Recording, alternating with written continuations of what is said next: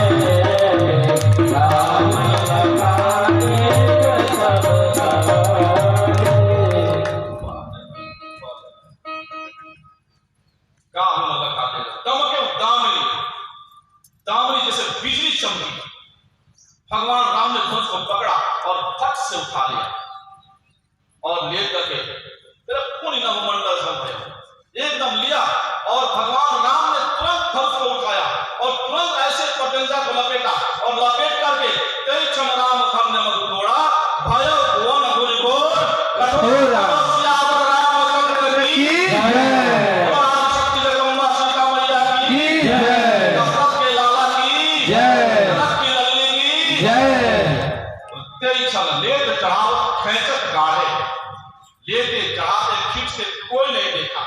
खेचत गाड़े। अब काहू न लखा, कोई देख नहीं रहा है, और देख सब खाड़े।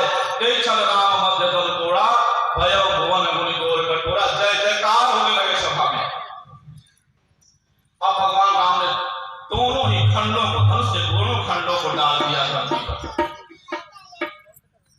प्रभु तो चाप खंड मही डाले, दोनों चापों को डाल दिया, और डाल रहे परमात्मा राम शांत खड़े हो गए। जनक जी गदगद हो गए। सखियां कहती हैं सीता से कि अब चलो, अब काहे का देर। जगदम्बा ने कहा था मन जाहि राजन मिले सोबर साज सुंदर सांवर वो तो मिल गया, अब काहे का देर। सखियां तो गीत गाने लगी, बड़ा सुंदर सुंदर मंगल गाने लगी। हाथ में समयाभाव के चलते थोड़ी बारिश ने भी थोड़ा सा ये कर दिया, नहीं तो हम प्रसंग को कल ही राम विवाह करके झांकी दिखाते, लेकिन आगे भी आपको झांकी दिखाने का प्रयास करेंगे। भैया ने सब कुछ तैयार कर रखा है, हर झांकी की तैयार कर, शिव जी के, देवर के, राम जी के, सीता जी के, पूरा का पूरा तैयारी करके रखा। बनारस से जाकर पूरा का पूरा सामान, पूरा का पूरा सामान माई बाप लाया गया, आपके लिए लाया गया है। लेकिन मुझे कथा आगे बढ़ानी, आज राम धनुष सीता का विवाह करके और मुझे फिर कथा आगे बढ़वानी है, इसलिए मैं कहता हूं कि आज झांकी बंद कर दिया गया है, फिर कल दिखाई जाएगी झांकी। और एक छोटा सा गीत। आज मिथिला नगरिया निहाल सखिया, मिथिला नगरिया निहाल सखिया,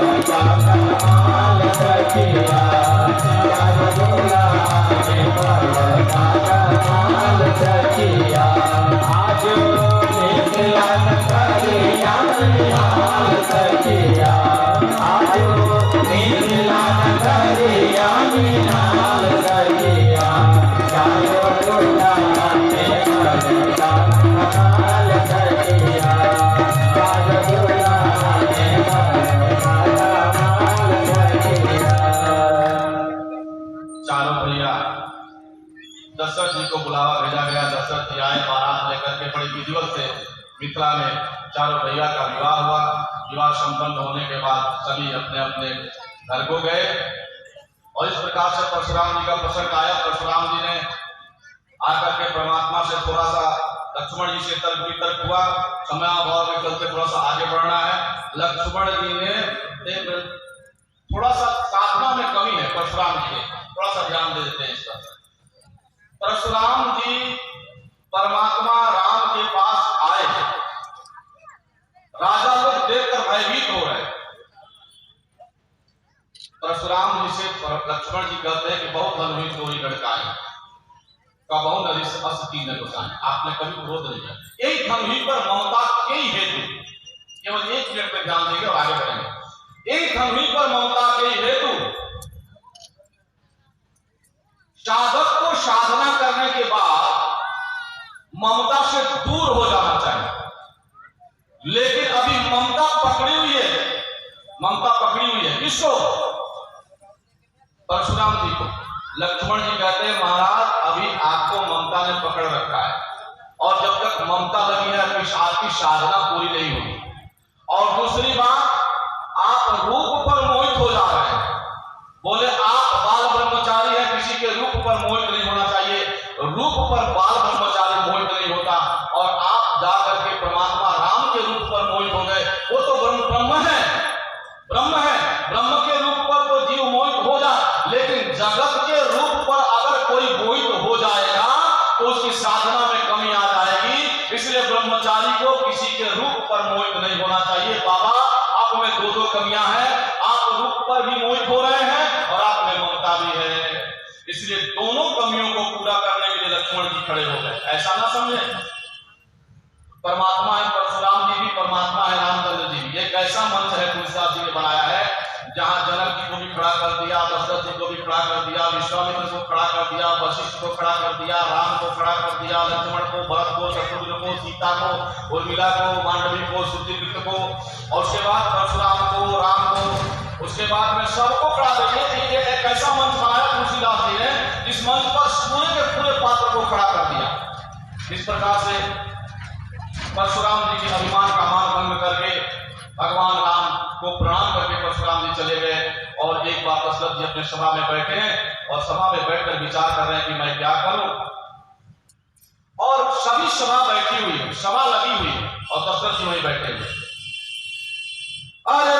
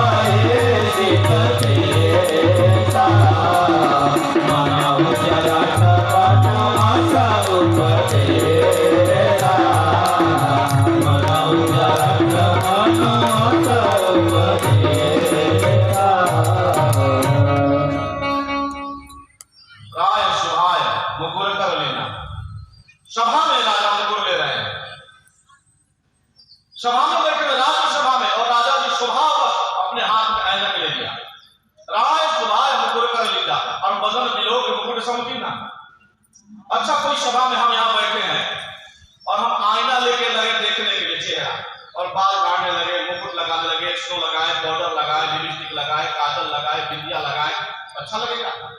सभा में आईना ऐनक लेने की चीज है। वास्तव में आध्यात्मिक रूप से ऐनक है क्या?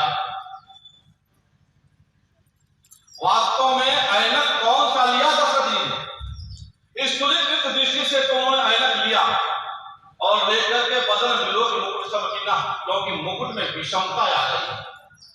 राजा दशरथ के मुकुट में विषमता आ गई। विषमता क्या है? मुकुट टेढ़ा हो गया, और जब मुकुट टेढ़ा हो जाए ना तो राज बेटे को दे देना चाहिए कि बेटा तू घर चाहे जैसे हमें चलाओ, हमको नहीं चलाना है। मुकुट जब नहीं संभले तो बेटे को राज दे देना चाहिए। राजा की मुकुट विषमता क्या आ गई, विषमता कैसी आ गई? बोले राजा को कुछ चाटुकारों ने घेर लिया, मंत्रियों ने घेर रखा है राजा को, कुछ चाटुकारों ने राजा को घेर रखा है।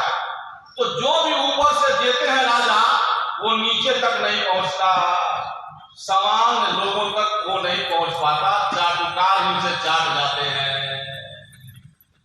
ऐसी विषमता आ गई। राजा दशरथ को कुछ चाटुकारों ने घेर रखा है। आध्यात्मिक दृष्टि से विचार कीजिएगा इसको, कि इसको कुछ चाटुकारों ने घेर रखा है, राजा को मंत्रियों ने घेर रखा है। जो राजा ऊपर से देता है कि ले जाकर समान लोगों में बांटिए, नीचे से नीचे वर्ग में जाना चाहिए, समान से समान स्तर पर, एकदम सामान्य स्तर पर ये समाज समान जाना चाहिए, सामान्य लोगों तक ये चीजें नहीं पहुंचती, ऊपर से चाटुकार खा जाते हैं। राजा में ये विषमता आ गई, और राजा में जब ये विषमता आई तो राजा को राज छोड़ देना चाहिए, राजा को राज छोड़ देना चाहिए। अगर पिता में भी विषमता आ जाए, वृद्धावस्था आ जाए, श्रवण समीप भय केसा मनौ जरठ अस्तुपदेशा, राजा दशरथ ने वृद्धावस्था से उपदेश दिया और रावण ने वृद्धावस्था का उपहास कर दिया। रावण वृद्धावस्था का उपहास करता है और दशरथ बुढ़ापा से उपदेश लेता है। मनौ जरठ अस्तुपदेशा, उपदेश ले रहे हैं। बोले क्या उपदेश ले रहे हैं? अब युवराज पद राम को दे देना चाहिए, निप युवराज राम को देहु, जीवन जन्म लाभ फिर दे। हे राजा, अब युवराज पद राम को देकर के जीवन का लाभ उठाइए।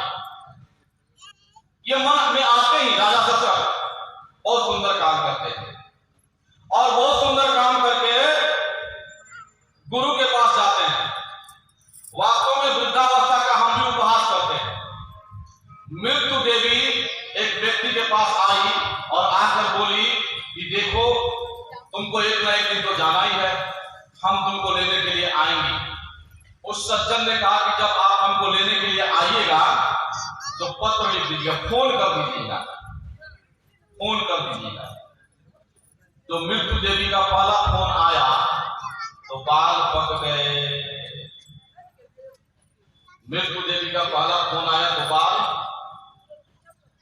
पक गए, लेकिन बुढ़ा मानेगा नहीं। मृत्यु देवी का फोन आया, बाल पक गए, लेकिन बुढ़ा माना नहीं। बुढ़ा बाल में खिजाब लगाकर 16 वर्ष का लौंडा दिखना चाहता है, बुढ़ा मानेगा नहीं। पढ़ो इसे, पढ़ो, ये फोन कर रही है मृत्यु कि मैं तुम्हारे समीप आ रही हूं, पर तू पढ़ता नहीं, इसे ध्यान नहीं देता, इसे इग्नोर कर देता है, इग्नोर कर देता है, और खिजाब लगाकर 20 वर्ष का लौंडा दिखना चाहता है। कि दूसरे को धोखा नहीं दे रहे हैं, अपने आप को धोखा दे रहे हैं। दूसरा फोन करती है ना, जब आंख से दिखना कम हो जाता है।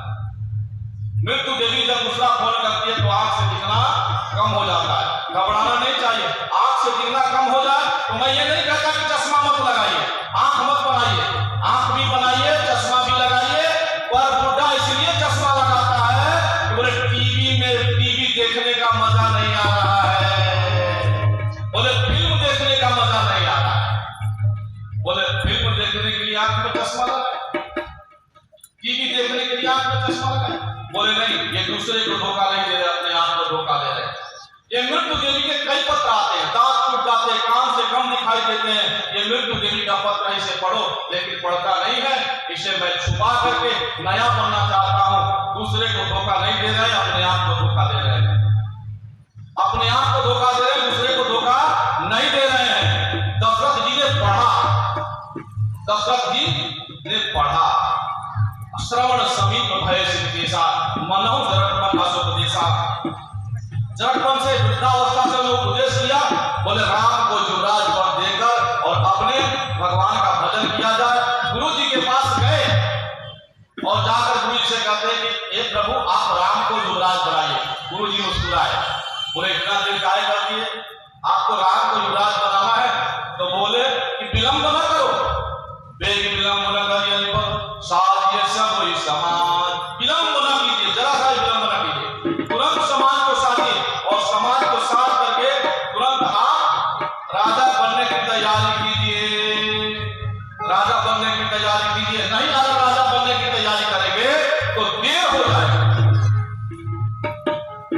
दशरथ जी समाज को सजाने लगे और समाज को सजा करके दशरथ जी चारों तरफ से सजाया जा रहा है अयोध्या नगरी को, चारों तरफ से अयोध्या नगरी को सजाया जा रहा है। गुरुदेव ने कहा कि पवित्र नदियों का जल मंगाइए, पवित्र तीर्थों का जल मंगाइए, पवित्र तीर्थों का जल मंगाया जा रहा है। कहीं कोई लगा है, कहीं कोई लगा है, कहीं कोई लगा है। लेकिन एक बात है, मंथरा जो है एक बार नगर में निकली तो देख रहे हैं कि मंथरा की नगर सजाया जा रहा है।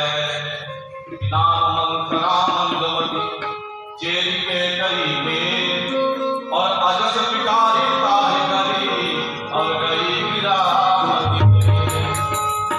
नाम मंथरा मंदमती चेरी के करी में अजस पिटारी ताहि गरी गई गिरामती। नाम मंथरा, मंथरा के मति को सरस्वती ने फेर दिया।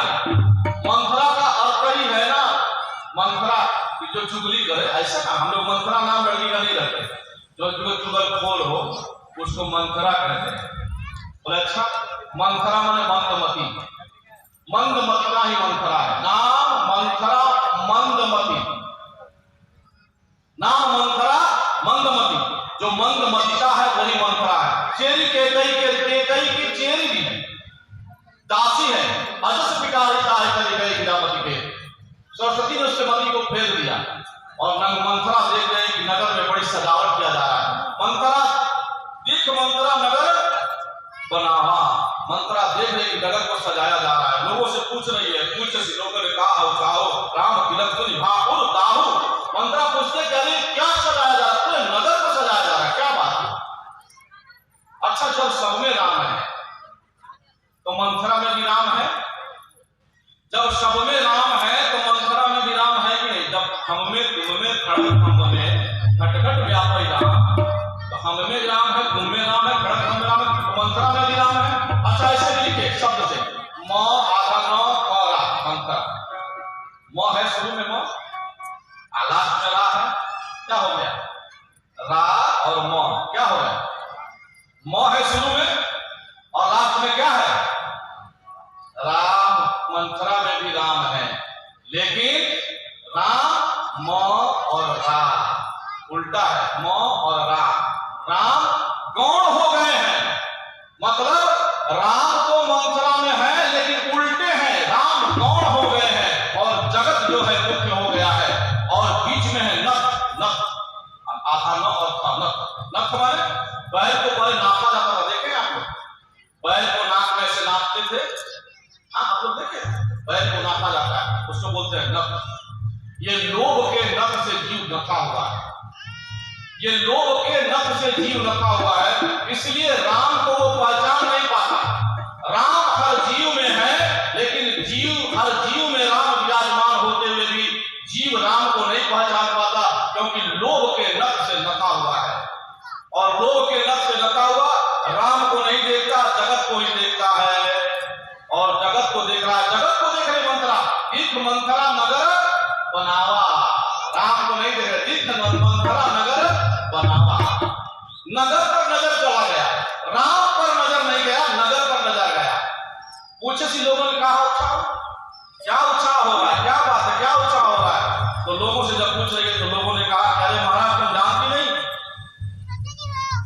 तुम जानती नहीं, यहाँ पर तो तैयारी की जा रही है राम को राजा बनाने की। अब मंथरा के हृदय में दाह हो गया, जलनपन हो गया। राम को राजा क्यों बनाया जाए, राम को राजा क्यों बनाया जाए, पूर्व जन्म का वैर है। और राम के दाह को सुन, राम के राज्य को सुन करके दाह हो गई। विरोचन की बिटिया आज मंथरा के रूप में प्रकट हो गई है। विरोचन की लड़की, जब विरोचन से इंद्र आदि देवताओं ने उसकी उम्र को मांगा, उसकी बेटी वज्रज्वाला देवताओं से युद्ध करने के लिए गई और देवताओं से युद्ध में जब हार गई, उसके इंद्र ने वज्र मार दिया, कुबड़ निकल गया और जाकर के गिरी अपने परिवार में। परिवार भी हंसने लगा कि तू लड़की होकर, औरत होकर देवताओं से लड़ने के लिए गई, उसका फल मिल गया। देवताओं ने उसे प्राप्त कर दिया। देवताओं से बोली कि जब तक हम तुम्हारा नाश नहीं, वो बोल रही है अपने परिवार से और देवताओं से, राम से कहती है कि जब तक हम तुम्हारा नाश नहीं करवा देंगे तब तक हम स्वयं की सांस नहीं लेंगे। आज वज्र ज्वाला बन करके आ गई मंथरा, और मंथरा पूर्व संस्कार के कारण राम से दाह रखती है। पूर्व संस्कार के कारण राम से दाह रखती है, और राम से दाह करने के कारण मंथरा बड़ी विचित्र स्थिति में जाकर के कैकई से कहती है कि कैकई, एक बात सुना आपने?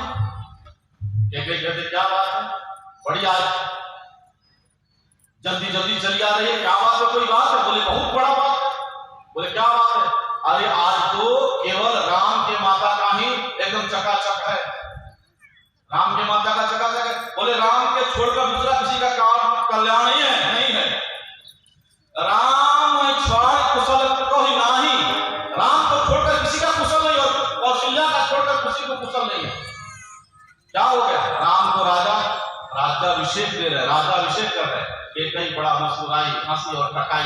बोले कि अरे अगर हमारा राम राजा बन रहा है तो तुम्हें किस बात का है? अरे अगर हमारा राम राजा बन रहा है तो ये तो रघुकुल की रीत है कि जेठ स्वामी सेवक लघु भाई। अगर जेठ पुत्र बड़ा पुत्र स्वामी बनता है और छोटा पुत्र सेवक बनता है, ये हमारे रघुकुल की मर्यादा है। अगर सचमुच में राम राजा बन रहे हैं तो आज से बढ़कर खुशी की बात हमारे जीवन में कभी नहीं आई। बोलो हम तुम्हें क्या दें? मंथरा बोले कि क्या दें? तुम्हारे ऊपर विपत्ति आने वाली और तुम कह रहे हो क्या दें? तुम्हारे ऊपर विपत्ति आने वाली है और तुम कह रहे हो क्या दें? अरे आज तो राम राजा बन जाएंगे तो तुम्हारे बेटे को जेल में डाल देंगे और तुम्हें दासी बना लेगी उसकी मां। कौशल्या तुम्हें दासी बना लेगी और भरत जेल में चले जाएंगे। और जैसे ही कैकई सुनती है कि भरत जेल में जाएंगे तो कांप जाती, मेरे भरत जेल में चले जाएंगे। कांप गई और कांप करके बोलती है कि अच्छा तो क्या उपाय करें? अब कैकई को इतना राम को चाहती थी, परमात्मा राम कैकई के बचपन में कैकई के पास ही रहते थे। संत लोग कहते हैं कि एक बार कैकई ने, भगवान राम ने कैकई का आंख बंद कर लिया और एक वरदान मांग लिया कि माता जब हमारा राज्याभिषेक होने लगे तो आप हमारे लिए वनवास मांग लीजिएगा। वास्तव में कैकई के यहाँ ही राम रहते थे। जब छोटे राम रोने लगते थे, भरत शत्रुघ्न रोने लगते थे, तो उधर से सुमित्रा जी लेते आती थी भरत लक्ष्मण जी को और शत्रुघ्न जी को। सुमित्रा जी लाकर के कैकई को दे देती थी कि हे कैकई तुम इनको संभालो। उधर से राम की माता कौशल्या लाकर के दे देती थी कि लो राम को संभालो। कैकई चारों भैया को एकदम 5 मिनट में सुला देती थी। बोले कौन सा तरीका था? बोले कुछ नहीं। करती थी क्या? बोले राम के पैर का अंगूठा भरत के मुंह में डाल देती थी और भरत के हाथ का अंगूठा राम के मुंह में डाल देती थी और कुछ दोनों भैया पीने लगते थे, सो जाते। और लक्ष्मण जी शत्रुघ्न जी को भी ऐसा ही करती थी और दोनों भाई सो जाते थे। बस परमात्मा आए और मैया सुला देती थी। कैकई से कहती थी सुमित्रा और कौशल्या की अरे तू कैसे सुला देती है? बोलती कि मैं एक तरीका जानती हूँ, ये मेरे पास आते हैं और तुरंत सो जाते हैं। सबसे पहले राम आते थे तो कैकई के पास जाते थे। वास्तव में राम कैकई के पास वनवास काल में भी जब राम रहे तो कैकई से ही, वनवास काल में भी कैकई से ही परमात्मा राम ने पहले मिला और वन से आने के बाद भी कैकई मां से ही पहले मिला। परमात्मा अब कुबुद्धिता आ गई कैकई के मन में कुबुद्धिता आ गई। कैकई माने कुबुद्धि और कौशल्या माने कुशलम भाव। कौशल्या जो सबकी कुशल चाहने वाली है ना, उसको बोलते हैं कौशल्या। और सुंदर जिसकी मति है उसको बोलते हैं सुमित्रा। सुंदर मति ही सुमित्रा है।